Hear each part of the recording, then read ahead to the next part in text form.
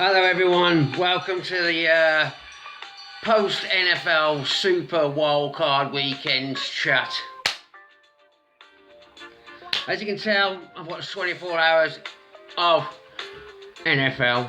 In fact, by my calculations, if each game lasts 4.5 hours and there was 3 games, does that mean that's nearly 12, more than 12 hours, and there's 12 hours, so that means that's 24 hours. So basically I've got NFL eyes.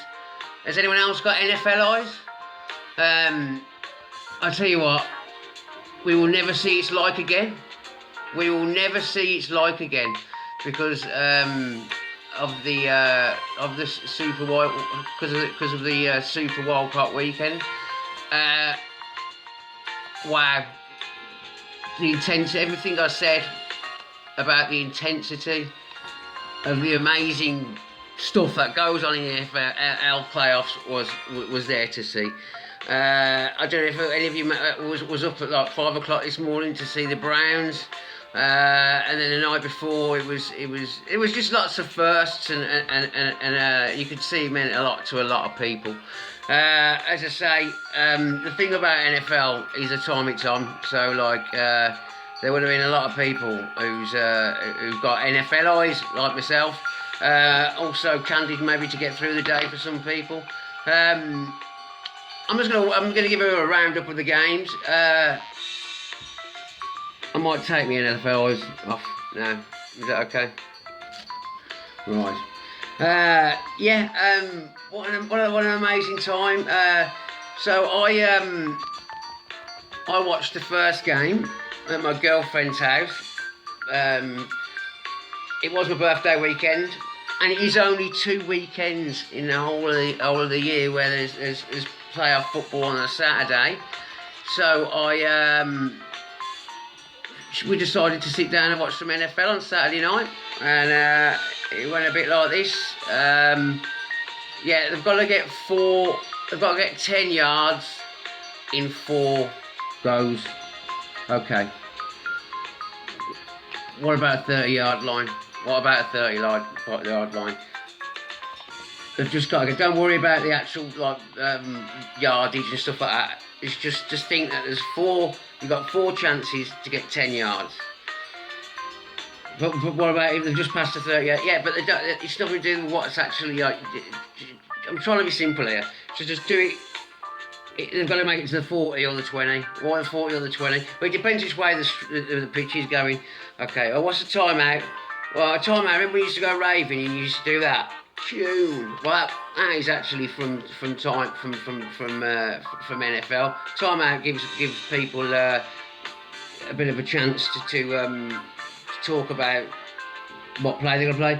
Well, the game lasts for 4 hours. Adam, Steve. So why can't they have a chat then? Well, that's a good point. So she was amazed how after 4.5 hours it all kind of went down to the end, and I thought the Bills Colts game might have been one of my favourites actually. She even got to see a rainbow pass from Philip Rivers, who was again another story, probably his last game ever. But I thought it was fantastic, and I was glad the Bills won. The Bills are another team that have had playoff problems. So Josh Allen and his team are through. Good on them.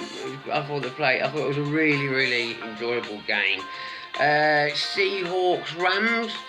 You see, I do like the Seahawks after the Legion of Boom and that kind of stuff. And Rams, I just don't get the fact that I went to LA. But the fact is, if Gerard Goff with 3 fingers, or 4 fingers, can beat you, you don't really deserve to go through. However, that means it's the last we've seen of the man with the human bat suit, DK Metcalf, who I really enjoy watching. He's one of my favourite new players that have came onto the scene. I listened to a great interview with him. He doesn't like being compared to people, so he lit up some defence, and basically afterwards he said that the defensive coordinator had said to him, "Oh, you remind me of Calvin Johnson, Megatron, but you're not there yet." And he took that as a massive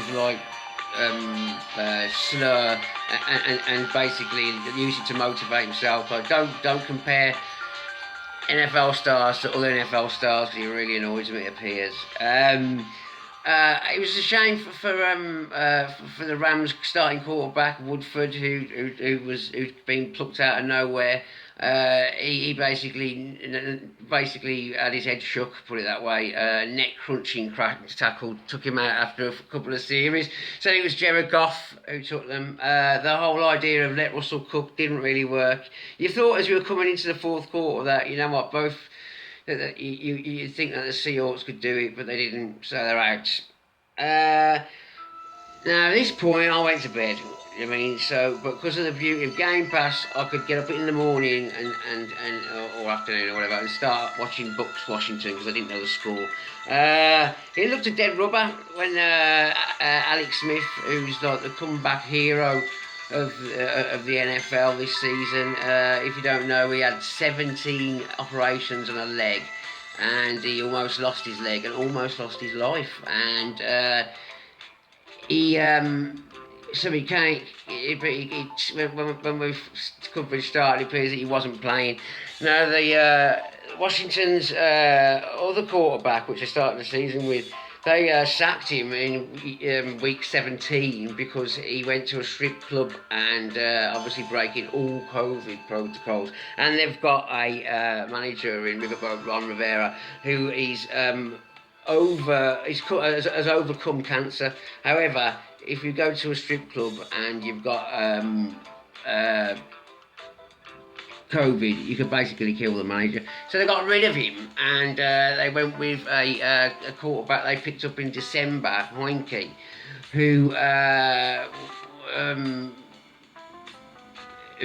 to take them in a playoff game. Now even playoff quarterbacks who have got a history and played all season, they can flunk it in the playoffs because of the intensity. However, Heinke actually made a game of it, and I really enjoyed this game. They were up against Tom Brady, the man with all the Super Bowl rings, and who left the Patriots after 20 years or whatever, and now he's won a playoff game, and they're no longer in the playoff game. They're now up in they didn't get in the playoffs, but he's had to endure some chastening times this season, being intercepted all the time. But he seemed to be back on it. He's doing everything from dinking and dumping to rainbow passes and everything. So.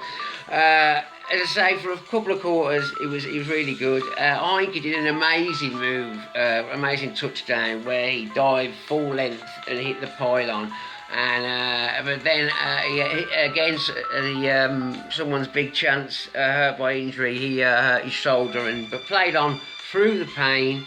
But Brady scored 300 plus yards, and even like the brilliant defender Chase Young couldn't bring as much pressure as he would have hoped. So the only team in the playoffs with a losing record, Washington, gone. So thanks for the memories, Washington. The Bucks win their first playoff game for years. I mean, I think since Warren Sapp and the terrible twosomes took them to the Super Bowl nearly 20 years ago.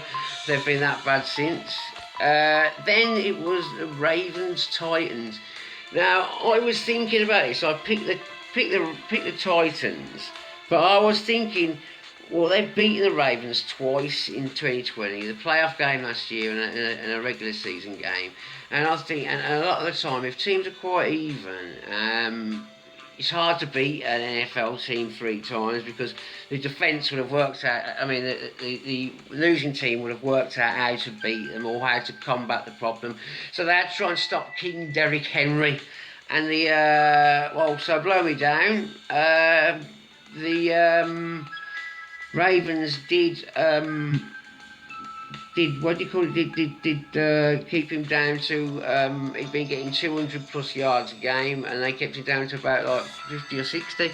And they've got Lamar Jackson, number 1 pick, here of the jumping off and on to the podium when he was picked. It was. He's been getting a load of stick because he took the Baltimore Ravens to two playoffs, because he lost both games and he lost a couple of other big games on Monday Night Football, people have started slagging him off saying he's not a big game player. But now, if anybody watched the best game of the season, I think, Ravens and Browns game before Christmas, when he dropped the kids off at the pool, shall we say, and also had an intravenous drip, and then came back out and won the game. So anyone can say he's not a big game player, we were surprised, but he won. Now, this game was very close as well. In the fourth quarter, the Titans had a fourth down, and so they're losing in a playoff game, and there's a fourth down. Yeah, you're gonna go for it, haven't you? If there's any time you gotta go for it, it's then. And they've punted it. Now, this obviously got the stats people up and about, and it appears that 75 teams have been down in the fourth quarter on a fourth down in the playoffs, and the last 75 teams, they went for it. The 76 team was Nashville. They didn't. If I was a Nashville fan, I'd be screwing. However, at this time of the game, I was in a conversation after digging a hole with my missus, because I was telling her that the only NFL stadium I've been to is actually Nashville's. However, I got there 2 hours late because that morning I woke up with Leonard Skinner's keyboardist daughter in East Nashville, Maggie Jean. You see, Zacharanda radio show listeners will remember the story of Maggie. But yeah, I missed the game. I got there 2 hours late. So I did get to see JJ Watt and Clowney in the same team, though. But then the Nashville Titans lost. That's what you get for loving a woman so much. You talk to her like a best mate instead of a wife, probably. I don't know, but she's cool. I've always liked Baltimore because I've been to Baltimore several times. Fells Point is one of the great places to get pissed in the world. And the Wire's there.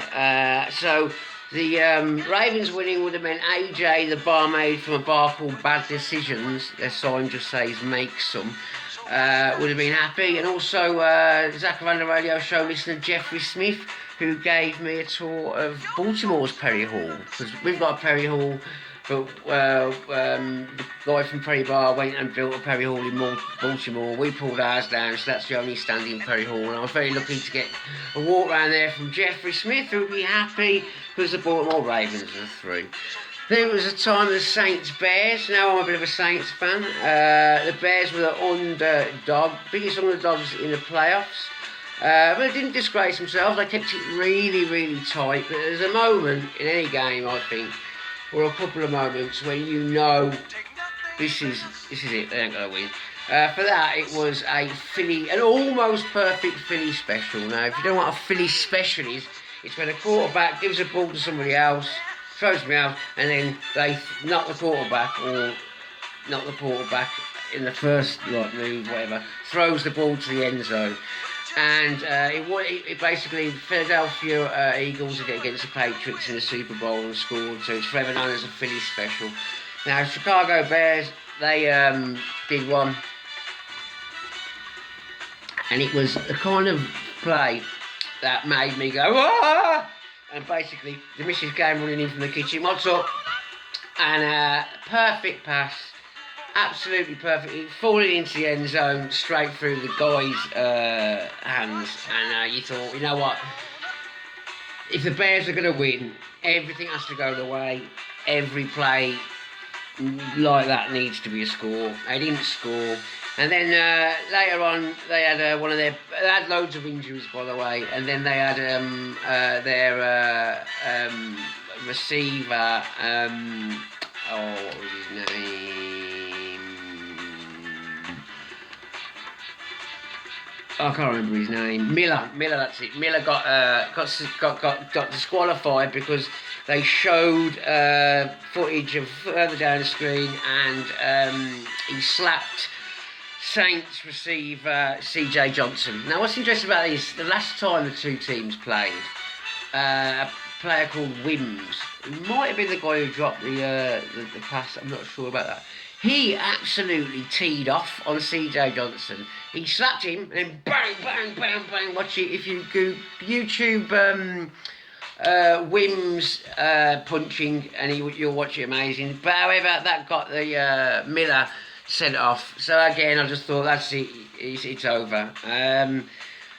But yeah, it was through. It reminded me of when Zinedine Zidane got sent off in the World Cup final. Whatever C.J. Johnson says to people, your mummy smells, or your mum's so old the milk in a tit to turn to cheese, or something like that. Because somebody commented on Zinedine Zidane's mum, and that's why he headbutted the bloke in the chest.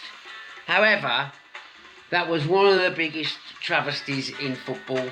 You see, I'm totally used to replays in NFL, but at the time, there was no video replays in football, and the ref and the two linesmen didn't see Zinedine Zidane's perfect chest headbutt.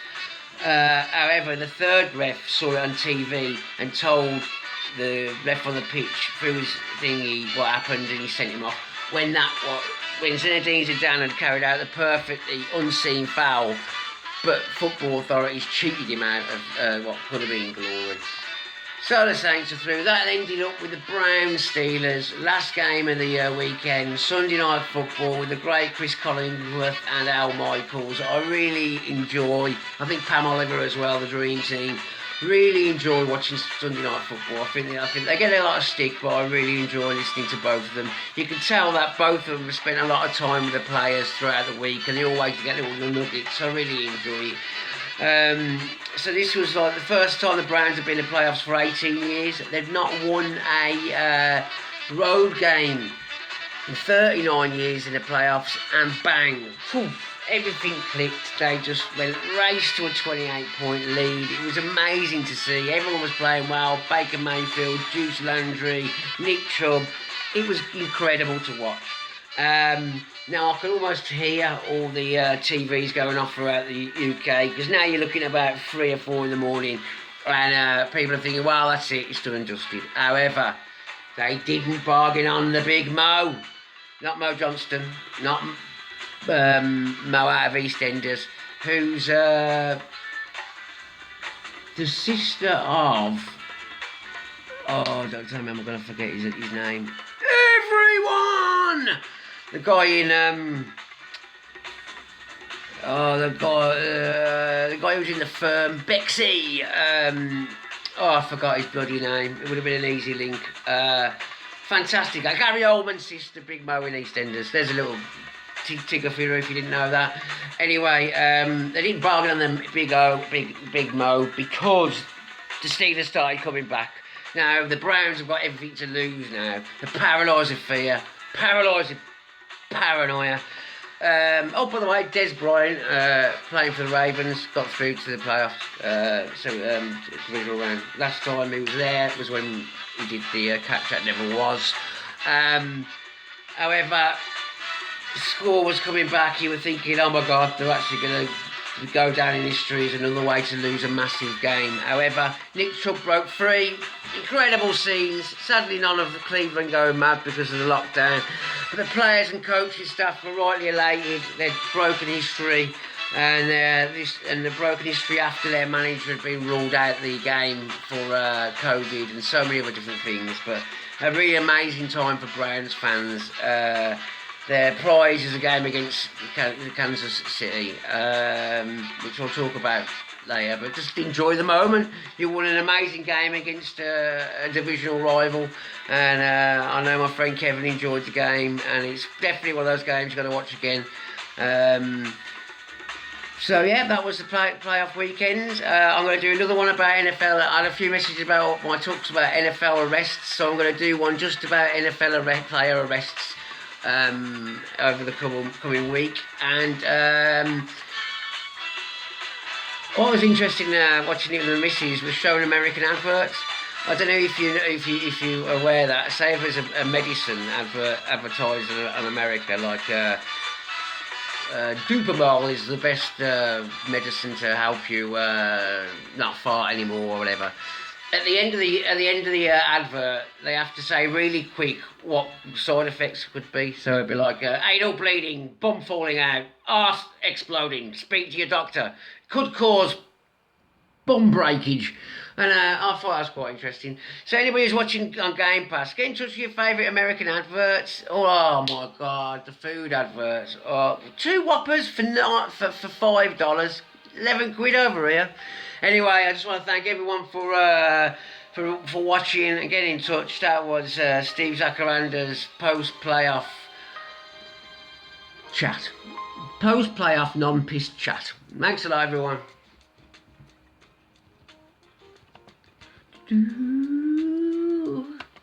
If this doesn't work...